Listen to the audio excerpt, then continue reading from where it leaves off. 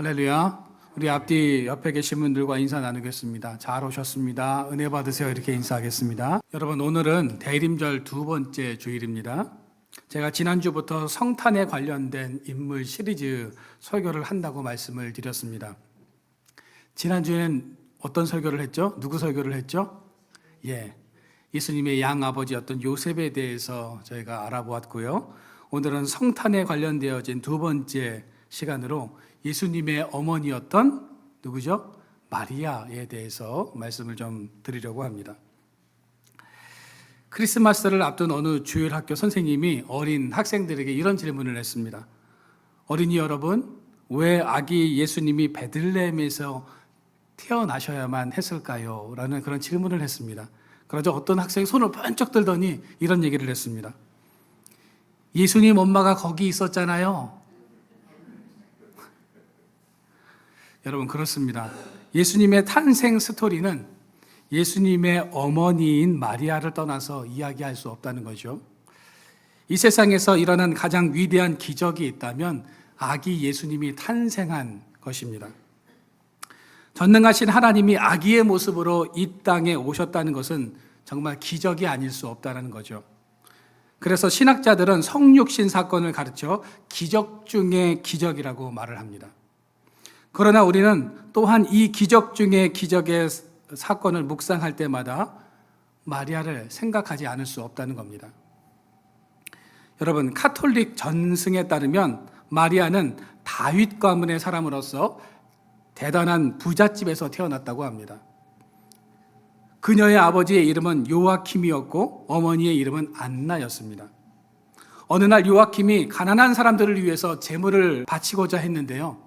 그 당시에 제사장이었던 사람이 당신은 자녀가 없으니 제물을 바치는 것이 율법에 어긋납니다 라고 하면서 만류했다고 하죠. 그래서 이 요아킴은 마음이 몹시 상해서 광야로 나가서 40일간 밤낮으로 자녀를 달라고 단식하며 기도했다고 합니다. 안나도 아이가 없는 것을 한탄하면서 늘 기도하고 있었는데 어느 날 천사가 두 사람에게 찾아와서 안나가 임신할 것을 알려주었다고 합니다. 그렇게 낳은 딸이 마리아라는 것이 중세시대 성인전인 황금 전설에 수록되어 있다고 하죠. 여러분, 그렇다면 누가복음 1장에서는 마리아에 대해서 어떻게 말씀하고 있을까요? 마리아가 어떤 여인이었다고 말씀하고 있습니까? 우리가 세 가지로 같이 알아보면서 은혜를 나누고자 하는데요. 첫 번째, 마리아는 믿음의 여인이었다고 말씀하고 있습니다. 누가복음 1장에서 마리아는 나사렛에 살고 있던 평범한 여인으로 나이는 10대로 추정하고 있습니다. 아마도 한 13살에서 17살 정도 되었을 것으로 봅니다. 우리나라로 치면 중고등학생 정도라고 보시면 되겠습니다. 그리고 그녀는 다윗 가문에 속한 요셉과 정혼한 상태였습니다. 또한 마리아는 어릴 적 고아가 되었던 것으로 보여진다는 겁니다. 왜냐하면 그녀의 이름에서 그 힌트를 찾아볼 수 있다는 거죠. 마리아라는 이름은 히브리어로 미리암인데 아주 쓴 모략이라는 그런 이름의 뜻을 가지고 있습니다. 당시 모략은 사람이 죽으면 그 시체가 썩지 않도록 발라주는 방부제로 사용되었습니다. 즉, 마리아의 이름에서 그녀가 어떤 삶을 살았고 당시의 시대적 배경이 어떠했는지를 그녀의 이름을 통해서 우리는 짐작해 볼 수 있다는 겁니다. 또한 누가복음에서는 그녀의 친척이었던 사가랴와 엘리사벳에 대해 먼저 기록하면서 사가랴와 마리아의 대조된 모습을 기록하고 있습니다. 당시 사가랴는 제사장이었고 그의 아내 엘리사벳은 아이를 낳지 못하는 여인이었습니다. 어느 날 사가랴가 제사장 직무를 수행하기 위해서 성소에 들어가 있는데 천사가 이 사가랴에게 나타나서 그 가정에 아들을 낳게 될 텐데 그의 이름을 요한이라고 하라고 이렇게 말씀합니다. 그리고 그는 주의 길을 예비하는 선지자가 될 것이다 라는 이런 예언을 합니다. 사가랴는 천사를 보고 무서워하며 그 예언을 믿지 않습니다. 여러분, 사가랴의 직업이 무엇이라고 제가 말씀드렸습니까? 제사장이라고 말씀을 드렸습니다. 제사장이었던 사가랴는 지금 천사를 보고 두려워하고 있을 뿐만 아니라 천사가 전하여 준 이 예언을 믿지 않고 있다는 겁니다. 왜냐하면 자신도 늙었고 아내 엘리사벳도 나이가 너무 많아서 아이를 낳을 수 없다는 것을 잘 알고 있었기 때문입니다. 이처럼 제사장은 천사의 말을 도저히 믿을 수 없다며 반문하고 있는데, 반면 마리아는 천사가 그녀에게 와서 성령으로 잉태될 것을 예언했을 때 마리아는 놀라기는 했지만 믿음으로 그 사실을 받아들였다는 겁니다. 여러분, 나이 많은 여인이 아이를 잉태하는 것과 처녀가 성령으로 잉태되는 것 중 어느 것이 기적입니까? 물론 두 가지 다 기적일 테지만 어느 쪽이 더 인간의 이성으로 보았을 때 설득력이 있고 설명이 가능할까요? 사가랴 쪽 아닙니까? 그렇죠? 그렇다면 사가랴가 열린 마음으로 천사의 예언의 말씀을 받아들여야 마땅하고, 마리아가 불신하는 것이 어찌 보면 당연한데, 저자 누가는 이 두 사람의 수태고지 사건을 대조하면서 누구의 믿음이 더 좋았는지를 성경에서 설명을 하고 있다는 겁니다. 어린 소녀의 믿음이 제사장이었던 사가랴보다도 더 믿음이 좋았다는 겁니다. 이 사가랴의 믿음을 넘어서고 있다는 겁니다.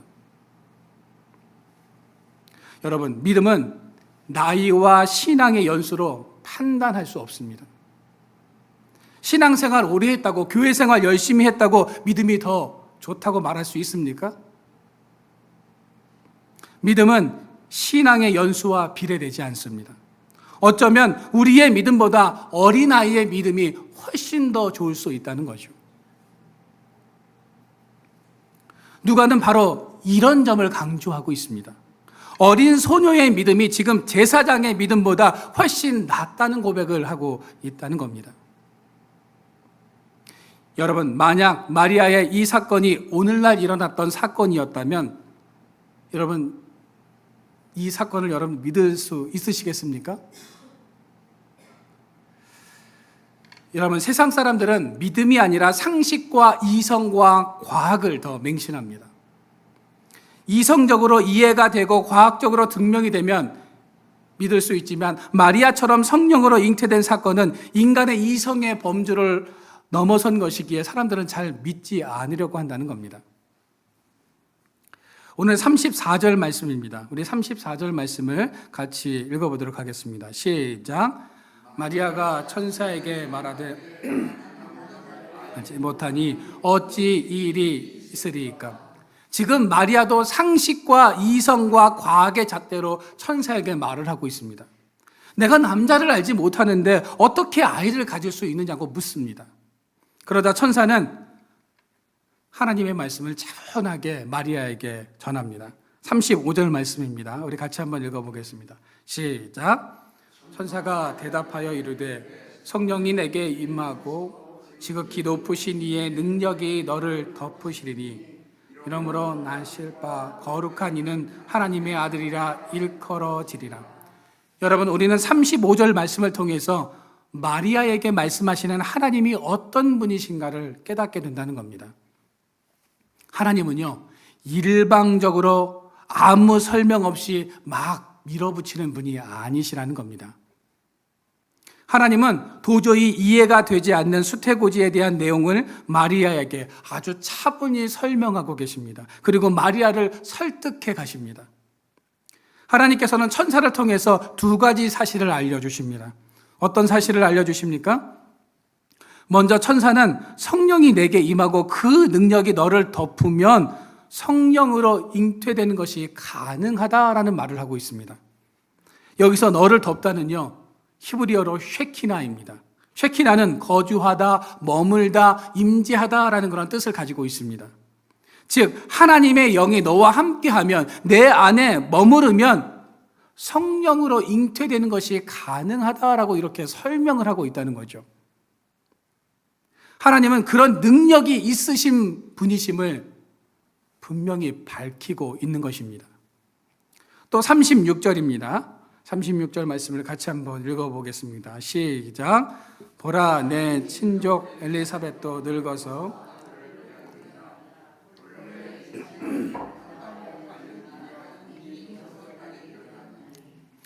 하나님께서는 다시 한번 마리아를 설득하기 위해서 엘리사벳 이야기를 하고 있습니다. 엘리사벳은 아이를 가지지 못하는 여인이었을 뿐만 아니라 나이가 많은 여인이었다는 겁니다. 그런데 그가 벌써 6달이 되었다는 거죠. 아이를 가질 수 없었던 여인, 나이가 많았던 여인이 잉태되었다면 너도 성령으로 잉태되는 것이 가능하다는 설명을 하나님께서 마리아에게 하고 계시다라는 겁니다.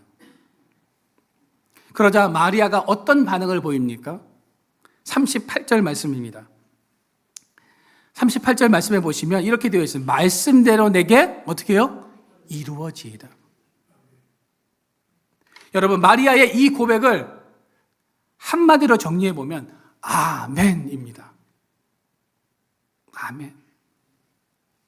지금 마리아는 하나님의 말씀에 모든 것이 다 이해가 되는 것은 아니지만 그대로 될 것이라고 믿고 아멘으로 화답하고 있다라는 겁니다.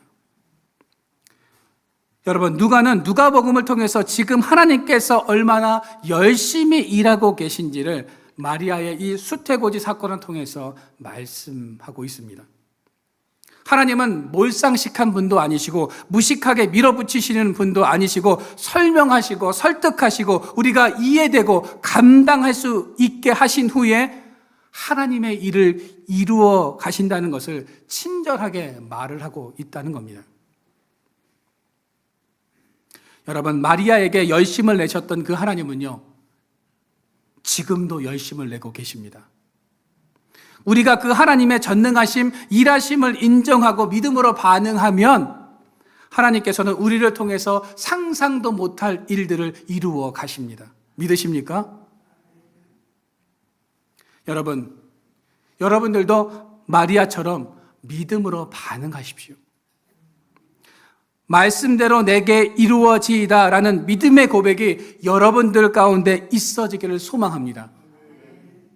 하나님은 지금도 일하고 계심을 인정하고 믿으시기를 바랍니다.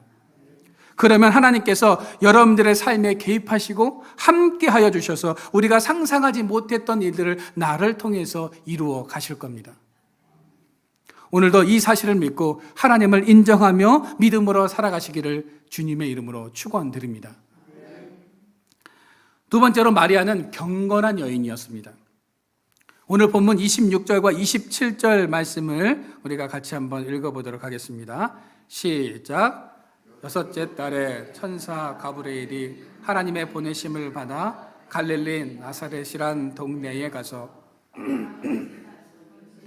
하는 사람과 약혼한 처녀에게 이르니 그 처녀의 이름은 마리아라. 여기 보시면 성경은 마리아를 소개하면서 굳이 그가 갈릴리 나사렛이란 동네 그리고 다윗의 자손 요셉이라고 하는 사람과 정혼한 처녀로 마리아를 소개하고 있습니다. 왜 성경은 마리아의 고향을 지금 밝히고 있을까요? 그것도 그냥 나사렛이라고 말하지 않고 성경은 나사렛 동네라고 이렇게 표현하고 있습니다. 성경이 굳이 나사렛 동네를 강조해서 소개하고 있는 것은 나사렛이라는 동네는 작고 인구도 적으며 사람들에게 좋은 평판을 받지 못하고 있었기 때문입니다. 당시 나사렛은 예루살렘에서 두로 시돈으로 가는 중요한 길목에 위치한 마을이었습니다. 그래서 이스라엘을 점령한 로마 군대나 장사하는 상인들은요, 반드시 이 나사렛을 통과해서 가야만 했습니다. 이렇게 군인들과 상인들이 많다 보니까 어떻습니까? 그 지역에 자연적으로 숙박시설과 유흥시설이 생겨날 수밖에 없었고 그 지역이 타락할 수밖에 없었다는 겁니다. 그래서 당시 나사렛은 그렇게 평판이 좋지 않은 동네였다는 거죠. 우리가 알고 있듯이 빌립이 나다나엘을 전도할 때 모세가 율법에 기록하였고 여러 선지자가 기록한 그 일을 우리가 만났는데 그가 바로 예수 그리스도다라고 이렇게 전도할 때 나다나엘이 어떤 반응을 보입니까?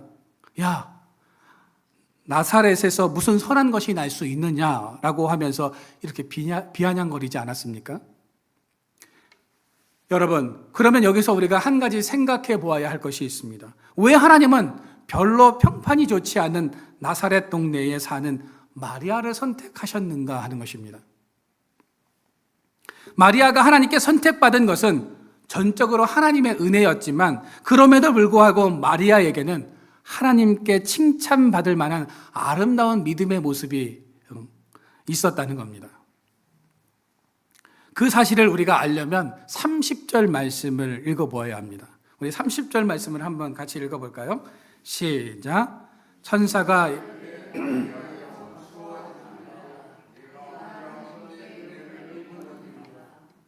이 30절 말씀은 이렇게 나와 있죠. 그런데 이 30절 말씀을요, 헬라어 원문으로 보면 이렇게 해석하고 있습니다.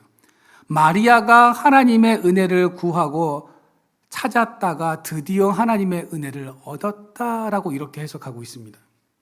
지금 마리아가 뭘 하고 있습니까? 하나님의 은혜를 구하고 찾고 있다는 거죠. 우리는 이 30절 말씀을 통해서 마리아가 경건한 삶을 살았을 뿐만 아니라 하나님을 무척 사랑했던 여인이었음을 알 수 있다는 거죠. 그녀는 나사렛이라는 이 작고 덕스럽지 못한 동네에 살고 있지만 오직 하나님께 소망을 두고 끊임없이 하나님의 은혜를 구했던 경건한 여인이었다는 것을 알 수 있다는 겁니다. 그렇기 때문에 하나님께서는 때가 되었을 때 천사 가브리엘을 보내서 무서워 말라, 내가 하나님의 은혜를 얻었느니라 라고 이렇게 선포하게 하셨다는 겁니다. 여러분, 그렇습니다. 하나님은 은혜를 갈망하며 하나님을 날마다 찾는 마리아를 선택하셨던 것입니다. 그리고 마리아를 통해서 놀라운 일을 이루셨습니다. 여러분, 하나님은 지금도 우리 가운데에서 하나님의 은혜를 갈망하는 사람을 찾고 계십니다. 이 세상을 한탄하거나 비판하거나 분노로 사는 사람들이 아니라 어둡고 타락한 세상 속에서도 오직 하나님의 은혜를 찾는 사람, 하나님을 갈망하는 사람, 그 은혜를 사모하는 그런 성도를 지금 찾고 계시다라는 거죠. 여러분, 이번 성탄절이 여러분들에게 있어서 주님의 은혜를 사모하는 절기, 하나님의 사랑을 기억하는 절기가 되시기를 바랍니다. 하나님께 소망을 두고 끊임없이 하나님을 바라보면서 경건에 힘쓰는 삶을 살아가시기를 주님의 이름으로 축원드립니다. 마지막 세 번째로 마리아는요, 겸손한 사람이었고 순종의 사람이었습니다. 우리 38절 말씀을 같이 한번 읽어보도록 하겠습니다. 시작. 말씀대로 내게 이루어지다매 천사가 떠나가니라. 이 고백에서 우리는 마리아가 순종의 사람이었다는 것을 알 수 있습니다. 그녀는 지금 10대 소녀입니다. 그런 그녀가 자신을 통해서 하나님의 뜻이 이루어지기를 원한다고 고백하고 있습니다. 나를 하나님께서 쓰시고자 한다면 나를 기꺼이 내어드리겠다고 고백하고 있습니다. 여러분, 얼마나 위대한 고백입니까? 여러분, 이런 고백은요, 아무나 할 수 없죠.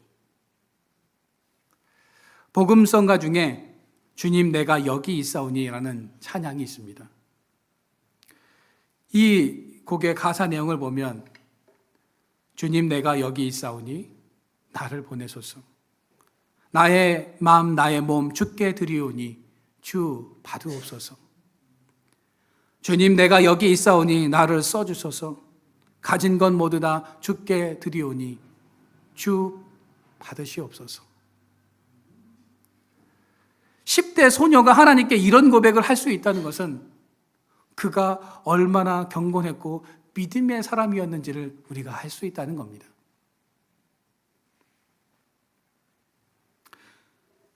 여러분, 아무리 메시아의 출생이라고 하지만 처녀가 임신한다는 것은 사실 받아들이기 어려운 사실입니다. 당시에 결혼을 하지 않은 여인이 임신한다는 것은 조롱거리였고 손가락질 받을 만한 일이었습니다. 결혼할 요셉이 진짜 아버지였더라도 당신은 결혼 전에 임신을 하게 되면 죽을 수도 있는 그런 위험한 상황이었습니다. 소녀 마리아에게 있어서 성령으로 잉태된다는 것은요, 영적으로 영광스러운 일이지만 육적으로는 고통스럽고 힘든 일이었다는 겁니다. 마리아는 이 사실을 알면서도 주님, 나를 사용하여 주시옵소서. 하나님께서 나를 쓰시고자 하신다면 저를 내어드리겠습니다 라고 이렇게 고백했다는 거죠. 여러분, 만약 하나님께서 여러분들에게 손가락질을 당하고 사람들에게 야유를 받고 조롱거리가 될 만한 일을 하라고 명령하셨다면 여러분들은 어떻게 하시겠습니까? 예, 아멘, 할렐루야, 제가 감당할 수 있습니다 라고 그렇게 고백할 수 있을까요? 구약 선지자 중에 예레미야는요, 하나님의 말씀을 선포하다가 따돌림을 당하고 감옥에 갇히고 애굽에 끌려가기까지 했습니다.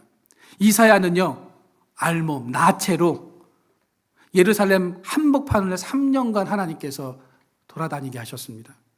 호세아는요, 음란한 여인 고멜과 결혼하게 하셨죠. 바람이 나서 도망갔는데 그 여인을 다시 데려오라고 합니다. 여러분, 솔직히 선지자들에게도 체면과 자존심이라는 것 있지 않습니까? 그런데 하나님께서는 구약의 선지자들에게 체면과 자존심을 구기는 이 행동을 하게 하셨다는 거죠. 여러분, 이런 일을 하나님께서 우리에게 명령하셨을 때 아멘, 나를 사용하여 주시옵소서라고 고백할 수 있을까요? 쉽지 않습니다. 사람들은 주저하게 되어 있다는 거죠. 천사는 마리아에게 너가 잉태되는 것이 하나님의 은혜라고 말하지만 이게 마리아의 입장에서는 정말 기쁜 소식이고 정말 은혜였는가 하는 것입니다. 솔직히 마리아가 임신하였다는 사실이 나사렛 동네에 알려지는 순간 그녀는 사회적으로 지탄의 대상이 되고 처형 대상이 될 수 있었다는 거죠.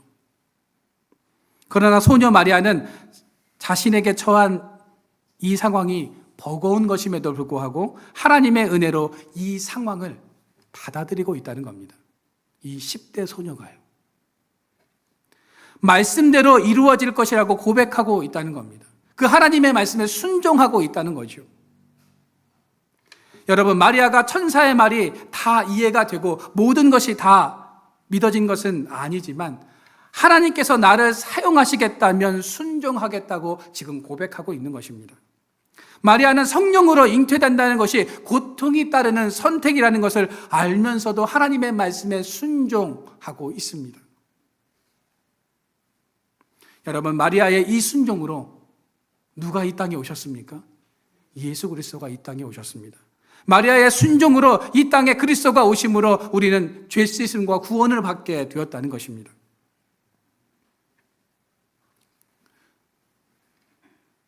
여러분, 마리아에게 요구된 순종은 영적인 축복인 동시에 세상적으로는 고통스러운 것이었습니다. 그러나 마리아는 하나님이 이루시고자 하는 일에 아멘으로 화답합니다.